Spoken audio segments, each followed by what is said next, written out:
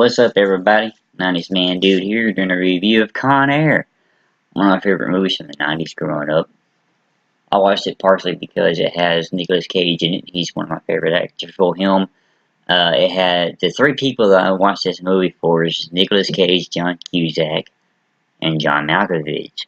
The other people that are in here, I didn't know their names at the time. I just knew they were in this movie. Now, growing up, I'm going to be completely honest with y'all about this.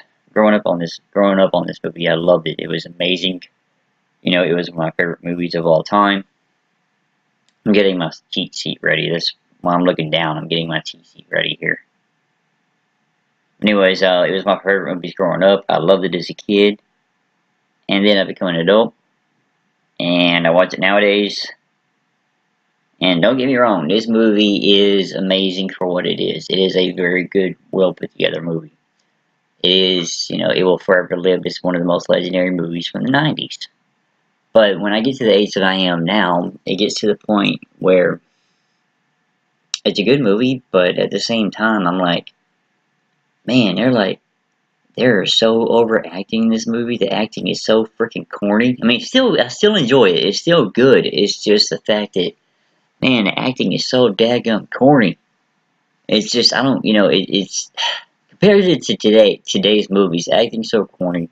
You can see how computer generated the effects are as far as like explosions and when the plane crashes into Vegas onto the Vegas Strip there at the end of it. You know, when it comes down and hits a few of the casinos and lands directly onto well, directly in front of the Hard Rock Cafe.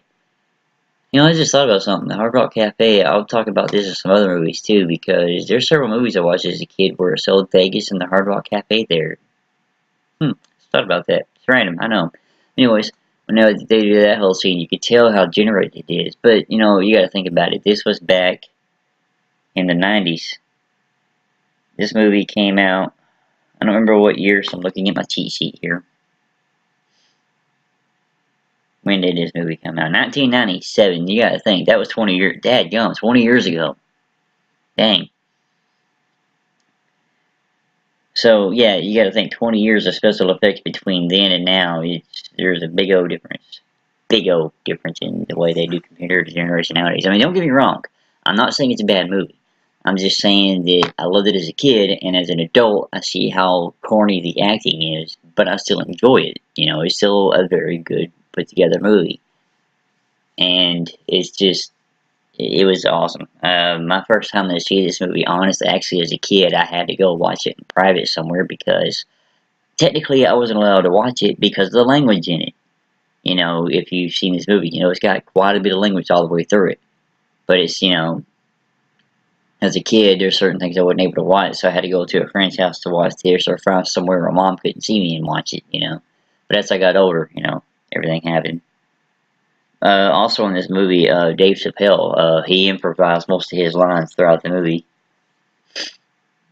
Oh yeah, that's another thing too. John Cusack, it says here that he allegedly dislikes this film so much that he refuses to be interviewed about it. And I have seen before, when he did an interview for, forgot what movie it was. I think it was when he Red. That's what it was. I remember at one time they were doing an interview with him about the movie Red that he was in. And they did ask him a question about Con Air. And when the question about Con Air came out, he completely changed the subject. He didn't get upset or, you know, you could see a little bit of annoyance in his eyes, but he didn't answer the question. He just dodged around it and changed the subject on him. I think it's funny too. The song "How Do I Live" that you hear at the beginning of it says was nominated both for an Oscar for Best Original Song as a Razzie as Worth Original Song. Nicolas Cage traveled to Alabama to perfect his accent, which was very corny. I mean, they say he perfected his accent, but me growing up here in Texas and I hear someone doing that, it's just, no. Leave it alone. Don't try and pretend you have a southern accent, because you're not going to pull it off very well. Yeah, says the sight of the plane flying low in formation over the strip during the film caused a number of Las Vegas to call the police. That's funny. I never knew that. So because of them filming the movie like they did, and because the plane's flying so low over the strip, the people actually called. Hey, the movie was inspired by a newspaper article about a plane that transported convicts. I never knew that either. Let's do some research and find out what that's all about. You know, y'all could do y'all's research and figure out what that's about. Comment below if y'all find out more about what the article was, where I can find it. You know, comment below about the what newspaper article this movie was inspired by.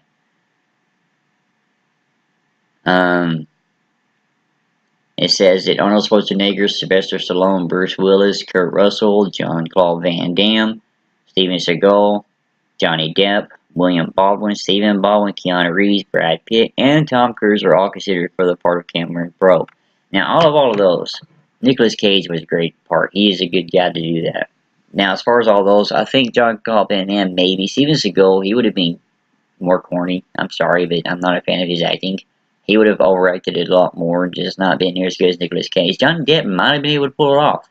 Keanu Reeves, you know, you see how good he did in Speed, so he might be able to pull this one off too. Brad Pitt, no. Tom Cruise, no. No Tom Cruise. Stay away from Tom Cruise. No. He is not good. The only good movie, in my opinion, the only good movie that Tom Cruise has ever done is Top Gun. Other than that, no.